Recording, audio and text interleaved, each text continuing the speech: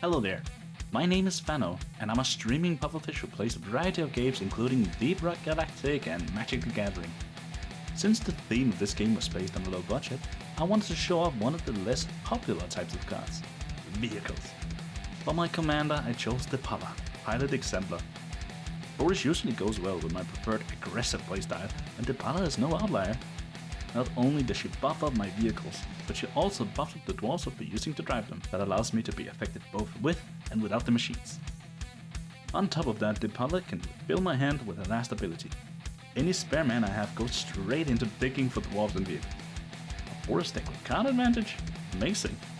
My board is very permanent based, and the goal is to win through combat damage. It can be separated into two types of cards: the pilots, the crew and support the vehicles, and the attacking vehicles themselves. The benefit of playing vehicles is that your bot is usually very sturdy. They can take care of your creatures with a simple board wipe, but that still leaves the vehicles and the offensive pressure. I just redeploy my dwarves, or other dwarves, and run the competition over. Now, did I have any issues building this deck and stay within budget? I actually did not. Again, vehicles are not very popular, so I could pretty much pick from whatever I wanted. I do recommend other people actually look into building a vehicle deck because they are both fun to play and cheap to make. Well, time to start the engines and rock and stone! Hi, hello. I'm Naya Anuka, Floppa Karakal streamer and game dork. My deck is based around Detective Morska and the mystery of why they weren't printed as a merfolk. The deck is green, white, and blue, which is also known as Bant, which is the most friendly colors you can get. I chose Morska for a few reasons.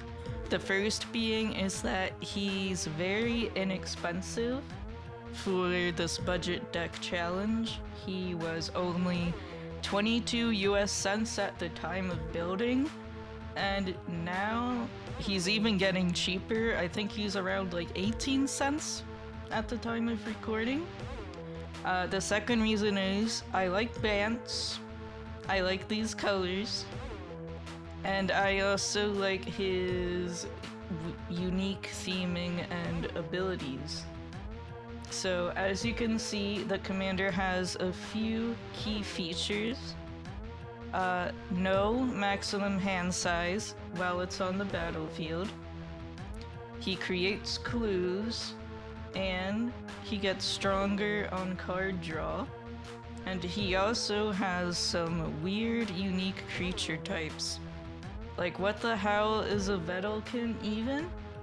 So I made the deck based around these three abilities. I have lots of clue synergy, I have lots of card draw, and I like to ramp into more card draw, and I have a lot of detectives. For example, this Detective of the Month card can very easily make my detectives unblockable. I also have cards that can make my detectives even stronger with clues. For example, look at this Armed with Proof card. I can literally beat you to death using clues. It's really good. But the goal of the deck is to make a bunch of clues, get stronger, and defeat my enemies with the truth.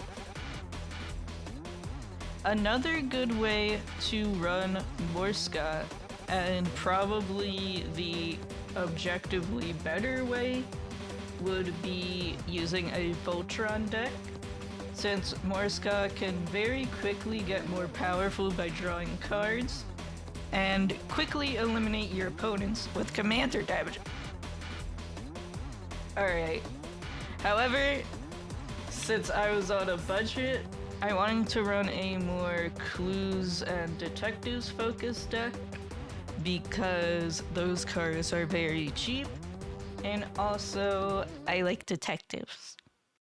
Hello, my name is Finbar Howie. I am a Doulahan VTuber, and I was a part of Kankuro's $50 budget challenge for a commander collab we had a while back. I'm here to talk about the commander I ran for that deck, for that collab.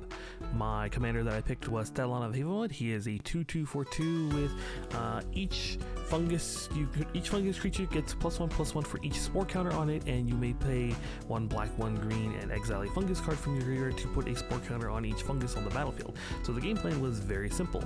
You play a lot of fungus, you put a lot of spore counters on them with Thelon and the various proliferate cards in the deck, and then you gave board-wide trample to everyone on the board with either Driven to Despair, and raise Forerunners or Storm the Seed Core. Notably, with the budget, basic lands were a part of the cost, and on $50, that meant that the average budget for per card was about 80 cents. So I knew right away that a 3-color deck was not going to work, and that I would need to run a high number of basics, of which in this deck we're running about 26 out of 37. So that meant a green deck would be best to land ramp us, since they have lots of good basic land ramp. Did bounce around between green black and green blue, and eventually I did settle on Thelon because I knew that Thelon was dirt cheap and that his Thalids from Fallen Empires and the Time Spiral block averaged about 15 to 50 cents outside of 1 or 2 cards. So that all together allowed me to have a slightly better budget for the rest of the deck. And so with all that said, I'm looking forward to seeing the next collab with Kankuro, and I hope to see you all there as well. Hi there! Kankuro King here, Puppetman VTuber, lonely Puppetman VTuber. For this $50 deck builder challenge, my idea was to flood the board with creatures from the briny sea. Krakens, octopi, and leviathans. Oh my! What's my commander? It's none other than Eryxmethes, Slumbering Isle. This creature is a legendary Kraken with a whopping 12/12 in base stats that needs only 4 mana to summon. However, he's got a huge downside. You see, Eryxmethes enters the battlefield tapped as a land with only 5 slumbering counters. These slumbering counters can only be removed by casting spells. When 5 of these slumbering counters are removed from Eryxmethes, he gets unleashed on the board as a massive 12/12 beater. This blue-green Simic deck is chock full of mana ramp, card draw, and ways to cheat out big bodies in record time. In the early game, the regular ramp package of turn 1 Llanowar Elves, followed by Rampant Growth, is further helped by cards such as Troyan, Gutsy Explorer, a 3-mana Simic Vidalcan Scout that allows additional mana for large Krakens and necessary card cycling.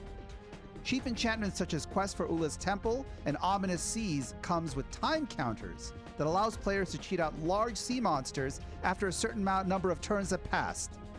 To buy us some time to gather the mana and to get enchantments to trigger, powerful counterspells in the Simic player kit, cards such as Decisive Denial and Plasm Capture prevent the opponents from setting up unwinnable board states.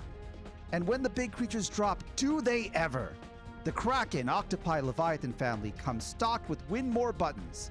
We're talking about AC, Tyrant of Gyre Straits, a 6-mana Simic Serpent with landfall, draw an additional card, and allows you to play 1 more land per turn, triggering +2 in card advantage each turn on a 5/5 body. Chirix, the Raging Isle, is a 0/17 that only costs 4 mana to bring out. And it has built-in protection, which opponents' spells that target Chirix can cost 2 more mana to play out.